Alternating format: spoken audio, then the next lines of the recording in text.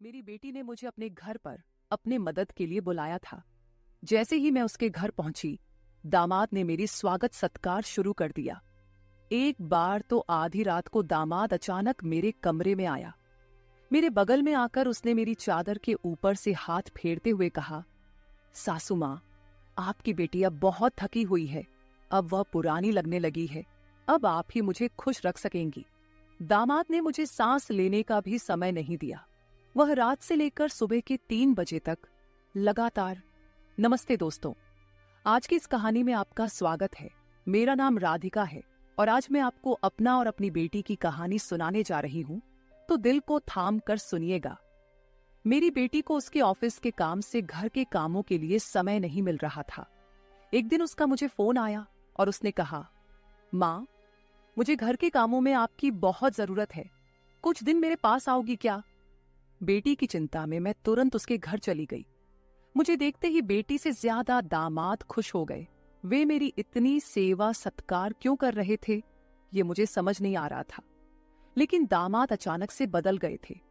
मुझे देखते ही मेरी बेटी ने मुझे गले लगाया। उसके पीछे दामाद ने भी मुझे गले लगाया। इससे पहले उन्होंने कभी मुझे इस तरह से गले नहीं लगाया था। अचानक उनमें इतना बदलाव कैसे आ गया, ये मेरी समझ में नहीं आया। जब दामाद ने मुझे गले लगाया तो मुझे बहुत शर्म महसूस हुई। मेरी बेटी सरिता ने अपने पति के इस व्यवहार पर ध्यान भी नहीं दिया। जैसे ही मैं बेटी के घर पहुंची, उसने मुझसे कहा कि वह मेरे हाथों से बनी उसकी पसंदीदा सब्जी खाना चाहती है। आते ही मैं फ्रेश होकर बेटी के किचन में चली गई। उस रात दामाद और बेटी दोनों बड़े चाव से खाना खा रहे थे। खाना खत्म होते ही सरिता बोली, माँ, आज आपके हाथ का खाना खाकर बहुत अच्छा लगा। उसके कहने पर दामाद ने भी हामी भरते हुए कहा, मुझे तो ऐसा लग रहा है जैसे बहुत दिनों बाद पेट भरकर खाया हो। दामाद ने मेरी तारीफ किया तो सरिता ने अपने पति को गुस्से से देखना शुरू कर दिया। वह बोली, सुमित, मेरी माँ के सामने मेरी बुराई मत करो। तुम ऐसा बोल रहे हो जैसे मैं रोज खाना बनाती ही नहीं हूँ। क्या तुम रोज बाहर मेस में खाते हो? उन दोनों के बीच तू मैं शुरू हो गई। तब मैंने दोनों को शांत करते हुए कहा, सरिता, छोटी छोटी बातों को बड़ा मत बनाओ। दामाद तो बस मजाक में तुम्हारे सामने मेरी तारीफ कर रहे होंगे। वैसे भी रोज तो मैं यहाँ नहीं रहती। तुम ही अपने पति का ख्याल रखती हो। शायद वे सिर्फ हंसी मजाक कर रहे हों। मैंने अपनी बेटी से यह कहा क्योंकि मैं दामाद को कुछ कह नहीं सकती थी। खाना खत्म होते ही सरिता हाथ धोकर अपने कमरे में चली गई। मैं डाइनिंग हॉल साफ करने लगी। मेरी मदद के लिए दामाद थे। वे बोले, सरिता को तो कोई परवाह ही नहीं है। माँ, इतने दिनों बाद आप घर आईं, फिर भी वह पहले ही दिन से आपके ऊपर सारा काम छोड़कर मोबाइल लेकर कमरे में चली गई। यही तो रोज का हाल है। दामाद की बात से सहमत होकर मैंने डाइनिंग टेबल से बर्तन उठाए। तभी दामाद भी मेरी मदद के लिए किचन में आ गए। किचन से जाते वक्त दामाद ने अचानक मेरे हाथ पकड़ लिए। फिर दामाद जी बोले, सासू माँ, सच में आपके हाथों में जादू है। आपके हाथ का खाना खाकर मन बहुत प्रसन्न हो गया। आगे भी मुझे आपके इस तरह के अलग अलग रूप देखने को मिलेंगे। मेरा न कोई साला है और न कोई साली। मेरे ससुराल में तो आप ही एक हैं। अब चाहे साला, साली और बहनोई की हंसी मजाक हो या सासू माँ की देखभाल, ये सभी रिश्ते आपको ही निभाने हैं। अब मैं आपको यहां से जल्दी जाने नहीं दूंगा। मुझे दामाद का प्यार समझ में आया, लेकिन इसके पीछे उनका क्या मकसद था, इस पर मैंने ज्यादा गहराई से सोचा नहीं था। इसी तरह कुछ दिन और बीत गए। मुझे बेटी के घर आए कुछ ही दिन हुए थे। तभी मैंने महसूस किया कि उन दोनों पति पत्नी के बीच कुछ ठीक नहीं था। लगातार 3 दिन से मुझे रात को उनकी बड़बड़ाहट और दामाद की आवाज उनके कमरे से सुनाई दे रही थी। वह बात प्रेम की तो बिल्कुल नहीं थी। उन दोनों के बीच कुछ गड़बड़ थी, ये मुझे साफ महसूस हो रहा था, क्योंकि जब से मैं वहां आई थी, मैंने उन्हें कभी साथ में हंसते खेलते नहीं देखा था। एक दिन शाम को सरिता ऑफिस से जल्दी घर आ गई। उसे घर पर देख मैं 2 कप कॉफी लेकर उसके कमरे में चली गई। मुझे उससे थोड़ी बात करनी थी। कॉफी का बहाना लेकर मैं उसके कमरे में गई। मैंने उसके हाथ में कॉफी का कप दिया, लेकिन वह मुझसे बात करने के बजाय मोबाइल में व्यस्त थी। तब मैंने उसका मोबाइल खींचते हुए बोली, सरिता, क्या मुझे यहाँ बुलाने का मकसद यही है कि मैं तुझे मोबाइल खेलते हुए देखूं? मैं आई हूं और तू मुझसे 2 मिनट भी बैठकर बात नहीं कर रही। अरे, 2 शब्द माँ से तो बोल। और अगर तुझे बात नहीं करनी तो मुझे तुझसे बात करनी है।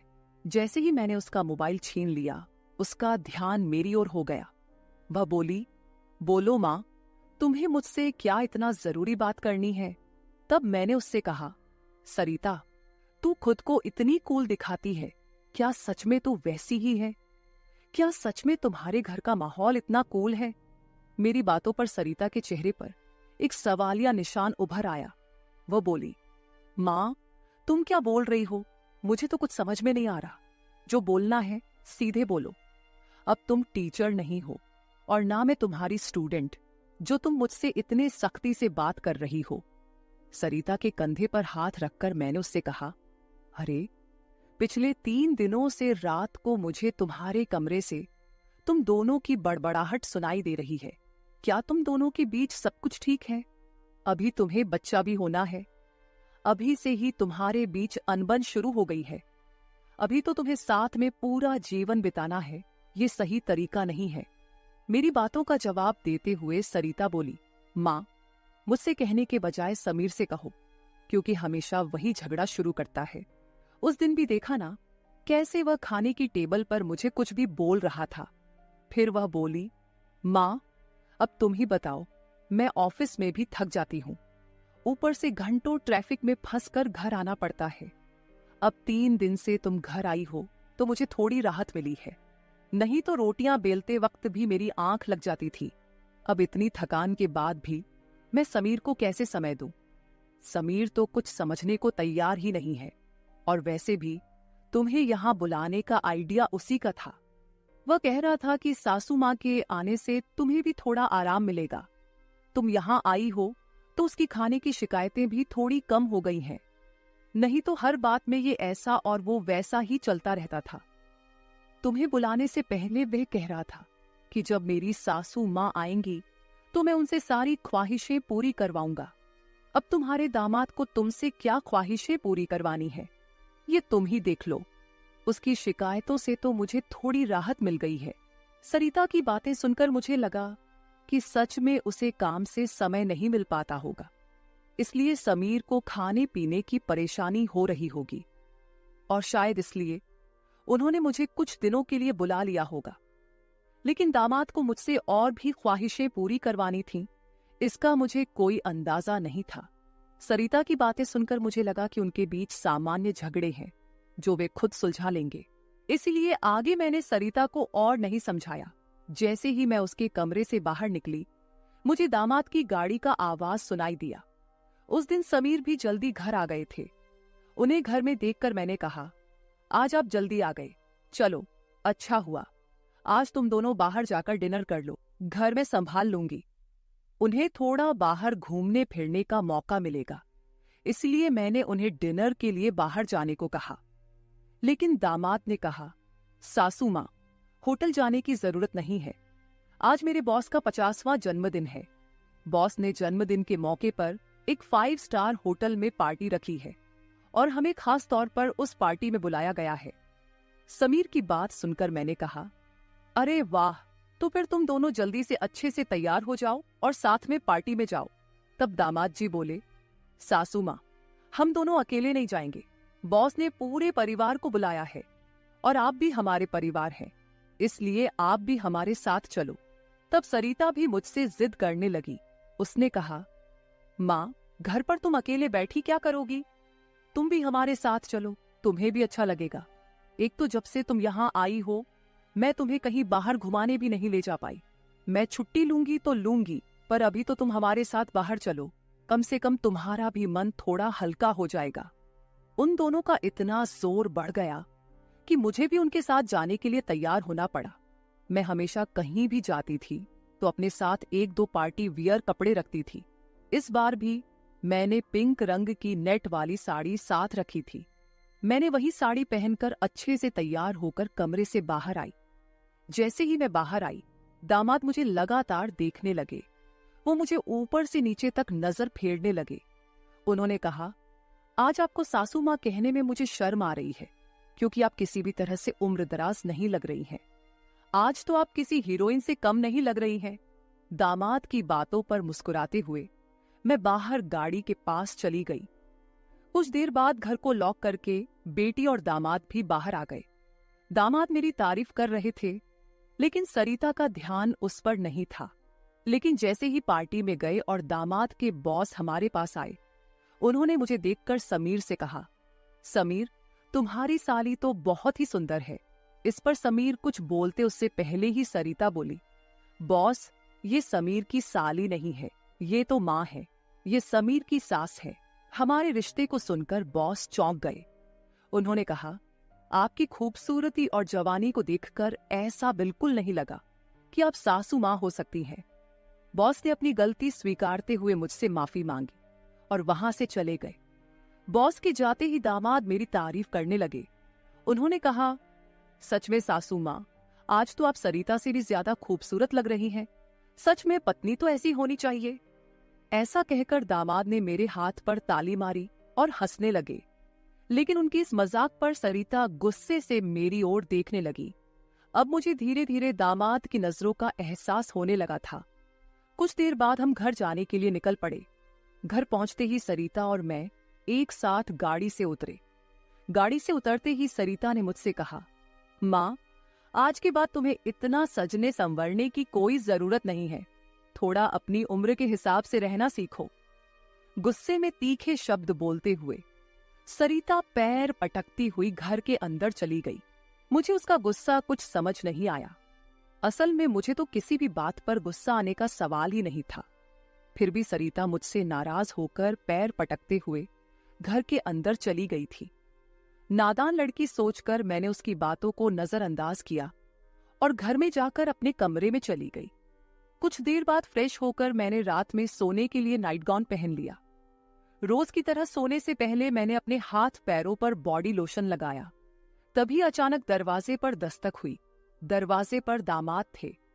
हमारी नजरें मिलते ही दामाद ने कहा, सासू माँ, अंदर आ सकता हूं। ये घर उनका ही था, फिर भी वो कमरे में आने के लिए मुझसे अनुमति ले रहे थे। मैंने कहा, ये घर तो आपका ही है, मेरी अनुमति लेने की क्या जरूरत? आप यहां कभी भी आ जा सकते हो। फिर हंसते हुए दामाद कमरे के अंदर आ गए। उन्होंने मेरी ओर देखकर कहा, सासू माँ, सच में आज आप बहुत सुंदर लग रही थी। वैसे तो मैं आपको कभी यह कॉम्प्लीमेंट देना चाहता था कि आप आज भी जवान और खूबसूरत दिखती हैं। कभी कभी सच में आपको सासू माँ कहने में मुझे शर्म महसूस होती है। कभी कभी तो आपको नाम से बुलाने की इच्छा होती है।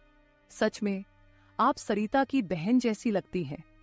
बाहर कुछ समय पहले सरिता ने जो गुस्से में आपको कहा, वह सब मैंने सुना। उसकी बातों पर ध्यान मत दीजिए। और हाँ, एक जरूरी बात यह है कि सरिता की बातों को दिल पर लेकर आप अपना रहन सहन बिल्कुल मत बदलिए। आप जैसी हैं बहुत अच्छी हैं। दामाद के मुंह से अपनी तारीफ सुनकर मेरे मन में लड्डू फूटने लगे। अगर 45 साल की किसी महिला की तुलना 21 साल की जवान लड़की से की जा रही हो, तो जाहिर है वह महिला खुश होगी ही। उस समय मेरे साथ भी वैसा ही हुआ था। दामाद की प्रशंसा पर मैं शर्मा गई थी। उस दिन के बाद दामाद की हदें बढ़ने लगी। 4 दिन बाद मुझे अपनी बेटी के कमरे से उनकी बहस की आवाजें सुनाई दी। मैं अपने कमरे से बाहर झांकते हुए वह सब सुन रही थी। तभी दामाद कमरे से बाहर आते दिखे। दामाद को बाहर आते देख मैं जल्दी से अपने कमरे में चली गई। मैं कमरे की लाइट बंद करने ही वाली थी कि समीर मेरे कमरे में आ गया। वो काफी गुस्से में लग रहा था। मैंने उसे एक गिलास पानी दिया और पूछा, सब ठीक तो है ना?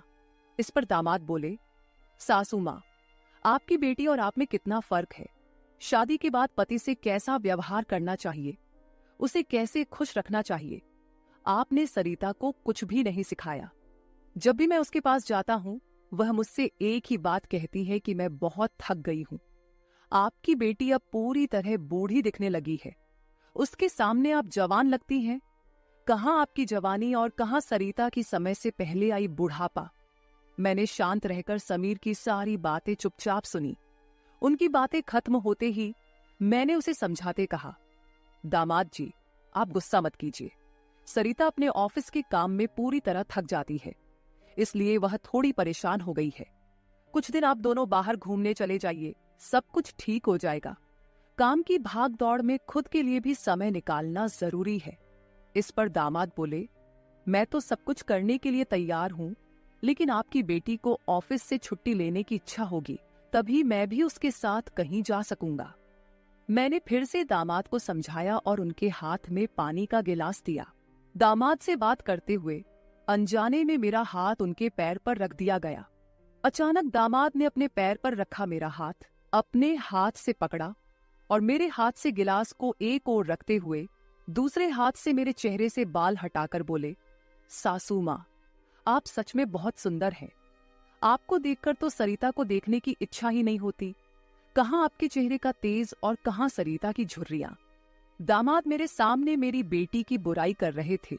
मैंने उन्हें कहा, आप मेरी सुंदरता की तारीफ कर रहे हैं, इसके लिए धन्यवाद, लेकिन जिस लड़की के बारे में आप बुरा भला कह रहे हैं वह मेरी बेटी है, ये मत भूलिए।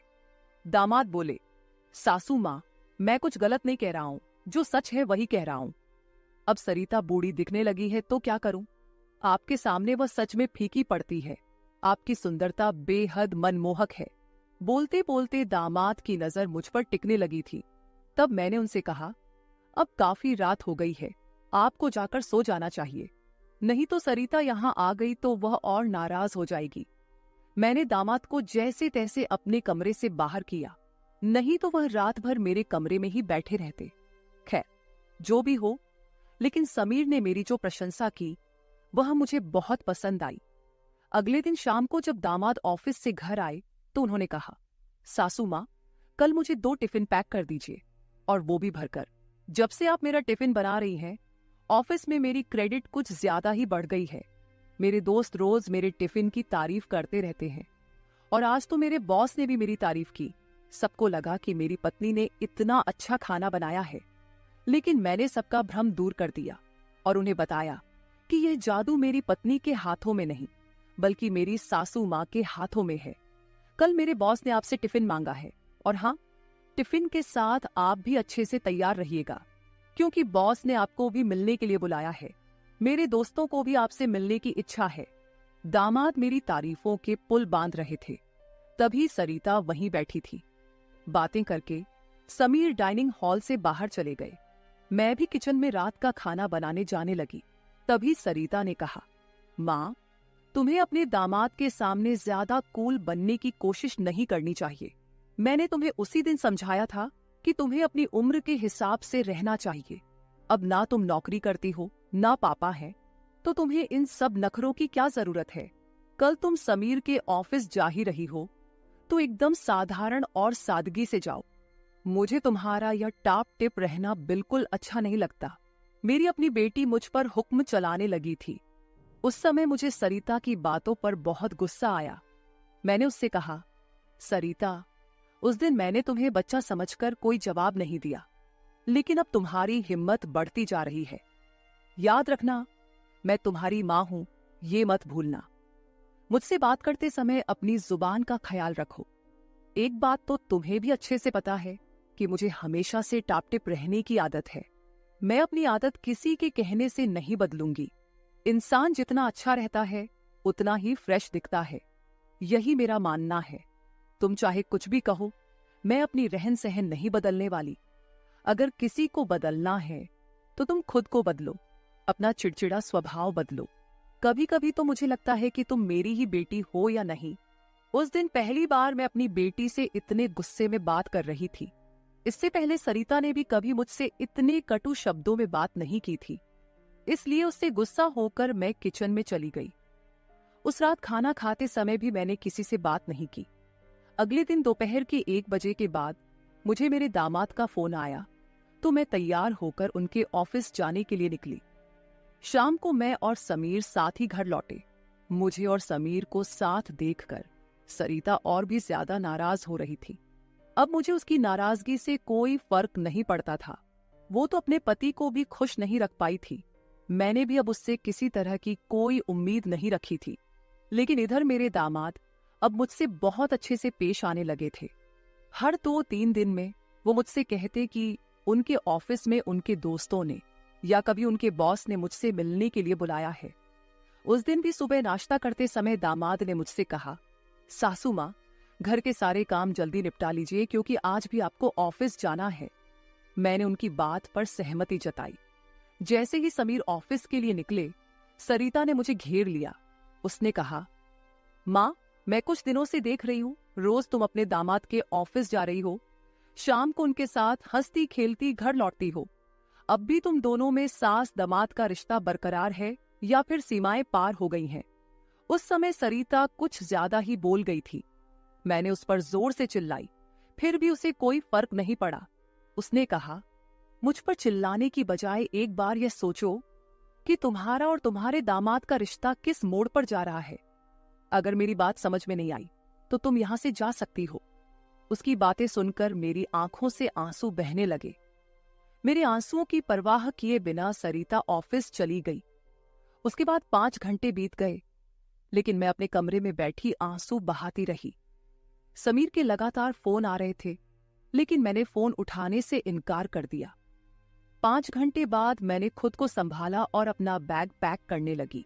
जैसे ही मैं सरिता के घर से निकलने लगी, दरवाजा खोलते ही मैंने देखा कि बाहर मेरा दामाद गाड़ी पार्क कर रहा था।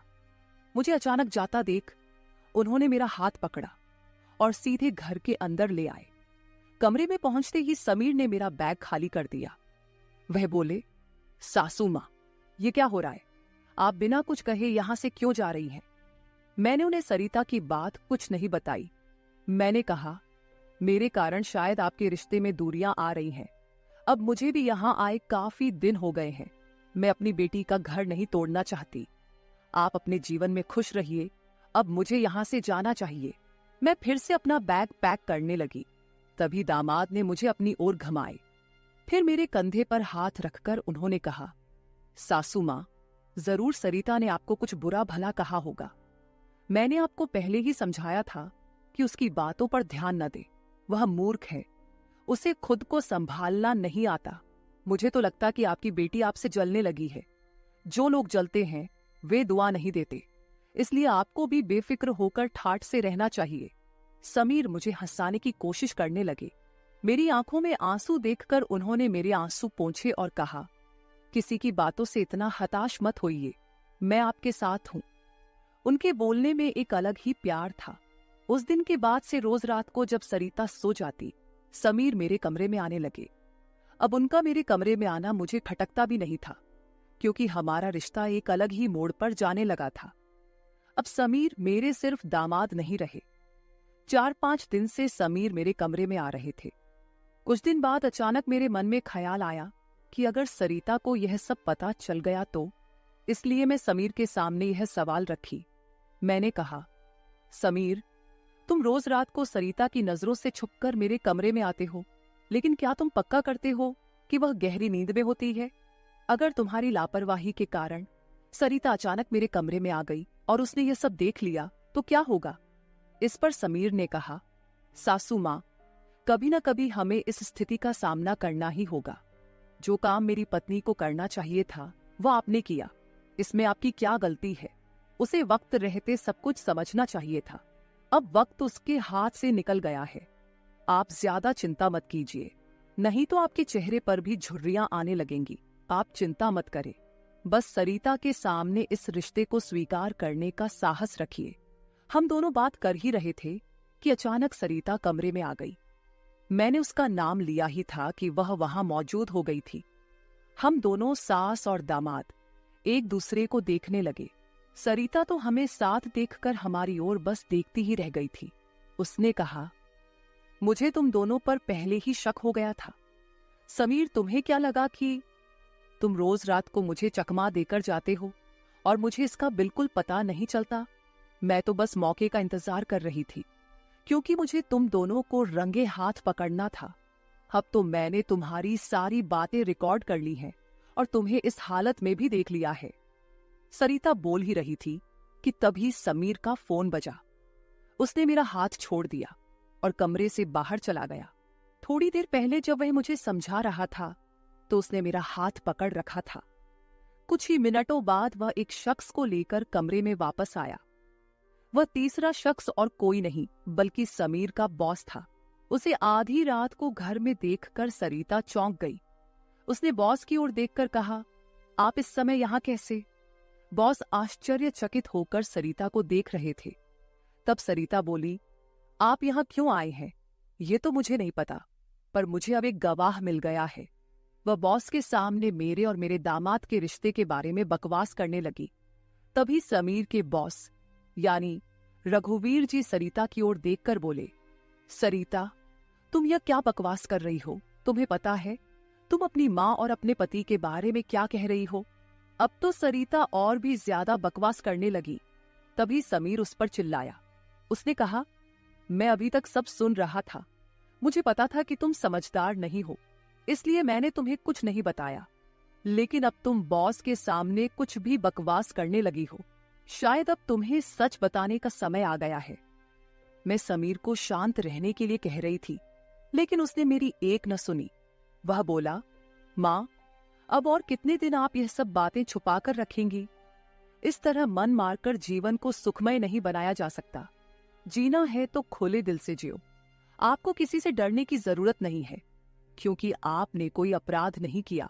समीर ने सरिता से कहा, सरिता, पिछले कुछ दिनों से मैं इस कमरे में आ रहा हूं, ये सच है। लेकिन मैं इस कमरे में क्यों आ रहा था, इसका कारण वो नहीं है जो तुम सोच रही हो। इसका असली कारण कुछ और ही है। मैं यहां इसलिए आता था ताकि अपने बॉस को तुम्हारी माँ के कमरे में सुरक्षित छोड़ सकूं। मैं तुम्हारी माँ के साथ नहीं बल्कि मेरे बॉस होते थे।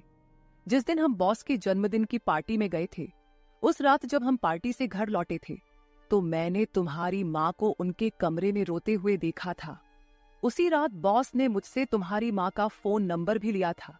उस रात बॉस बार बार तुम्हारी माँ को फोन कर रहे थे। उस रात जब मैं अचानक तुम्हारी माँ के कमरे में गया, तो मैंने उनके फोन में बॉस के कई मिस्ड कॉल देखे। अगले दिन मैंने बॉस से इस बारे में पूछा, तभी मुझे सच्चाई पता चली। एक समय था जब तुम्हारी माँ और बॉस एक ही कॉलेज में पढ़ते थे। इतना ही नहीं, उन दोनों के बीच प्यार भी था, लेकिन घर वालों के दबाव के कारण वे अपना जीवन एक साथ नहीं बिता सके। पर किस्मत ने 30 साल बाद उन्हें एक बार फिर से आमने सामने खड़ा कर दिया। तुम्हारी माँ कुछ बोलने के लिए तैयार नहीं थी, लेकिन बॉस की वजह से मुझे उन दोनों के रिश्ते के बारे में पता चला। तब से मैंने जानबूझकर कभी दोस्तों का बहाना बनाया तो कभी बॉस का, ताकि तुम्हारी माँ और बॉस को एक दूसरे से मिलवा सकूं। धीरे धीरे मैंने तुम्हारी माँ के चेहरे पर खुशी देखनी शुरू की। वह भी अपना पुराना रिश्ता जीने लगी, लेकिन तुमने इसे गलत समझा और माँ पर गलत आरोप लगाए। तुम्हारे आरोपों के बाद तुम्हारी माँ ने घर से बाहर निकलना बंद कर दिया। तब से मैंने इस प्रेमी जोड़े की मुलाकात अपने घर में ही करानी शुरू कर दी। तुम्हारी माँ जानती थी कि तुम इस उम्र में उनके और बॉस के रिश्ते को स्वीकार नहीं करोगी, इसलिए उन्होंने कभी तुमसे खुलकर बात नहीं की। लेकिन अब मुझे लगता है कि उन्हें अपनी जिंदगी का फैसला खुद करने देना चाहिए। सरिता बोली, समीर, तुम मेरी माँ को उनके प्रेम से मिलने के लिए इतना प्रयास कर रहे थे। तुम दामाद होकर भी कोई आपत्ति नहीं कर रहे थे और मेरी माँ को एक बार फिर से जीने का मौका दे रहे थे। मैं आगे बढ़ी और सरिता से आंसू भरी आंखों के साथ बोली, मुझे माफ कर दे बेटी, मुझे इस उम्र में यह सब नहीं करना चाहिए था। मुझे रघुवीर से फिर से नहीं मिलना चाहिए था। लेकिन तू चिंता मत कर, सुबह होते ही मैं यहां से चली जाऊंगी। मैं रघुवीर से कभी नहीं मिलूंगी। इस उम्र में मुझे यह बातें तुम्हारे मुंह से सुनने से पहले ही मैं यहां से चली जाती हूं। मेरी आंखों में आंसू देखकर सरिता बोली, मां, मुझे माफ कर दो। मैंने तुम्हें समझा ही नहीं, ना मैंने कभी तुम्हारे अकेलेपन को महसूस किया। अब वो समय तो बीत गया, पर अगर तुम मेरे लिए जी सकती हो तो फिर मैं तुम्हारी खुशी में क्यों नहीं शामिल हो सकती। तुम्हारे समय में दादा ने तुम्हारी शादी नहीं होने दी होगी, लेकिन अब मैं उनके नक्शे कदम पर नहीं चलूंगी। मैं तुम्हें और बॉस को आपके आगे के जीवन के लिए ढेर सारी शुभकामनाएं देती हूं। बॉस मुझे मेरे पिता के रूप में स्वीकार है। बेटी की सहमति सुनकर मेरी आंखों में आंसू भर आए। रघुवीर भी मेरी तरह ही अपने जीवन में अकेले थे। अगले 3 दिनों के भीतर मेरी और रघुवीर की रजिस्टर्ड मैरिज मेरी बेटी और दामाद की मौजूदगी में हो गई। शायद ये पहली बार हुआ होगा कि एक बेटी ने अपनी मां की विदाई की थी। मेरी विदाई के समय मैंने सरिता को एक सीख दी। मैंने उससे कहा, सरिता, पैसा सब कुछ नहीं होता, इसीलिए हमेशा पैसे के पीछे भागना छोड़कर कभी अपने परिवार पर भी ध्यान देना चाहिए। कर्तव्यों से भागकर ना तो जीवन पूरा होता है, ना ही खुशियां मिलती हैं। अब समय आ गया है कि तुम अपनी जिम्मेदारियों पर ध्यान दो। सरिता ने मुझसे वादा किया कि आगे से वो अपने घर की जिम्मेदारियों को निभाने में पीछे नहीं हटेगी। मेरी विदाई होते ही सरिता ने पूरे 20 दिनों की छुट्टी ली। शादी के 2 साल बाद मेरी बेटी और दामाद एक बार फिर हनीमून पर गए। तो दोस्तों, शादी और प्यार की कोई उम्र नहीं होती। जहां दिल मिलते हैं वहीं रिश्ते भी अपने आप बन जाते हैं। बस जरूरत होती है एक दूसरे को समझने की। तो मेरे प्यारे दोस्तों, यह थी हमारी आज की छोटी सी कहानी। आपको ये कहानी कैसी लगी कमेंट करके जरूर बताएं। अगर आप ऐसी ही और भी इंटरेस्टिंग और रोमांटिक कहानियां सुनना चाहते हो तो चैनल को सब्सक्राइब जरूर कर ले और बेल आइकॉन ऑन कर ले, ताकि आपको मेरी आने वाली नई वीडियो की सूचना तुरंत मिल सके। कल मिलेंगे एक और नई कहानी के साथ। धन्यवाद।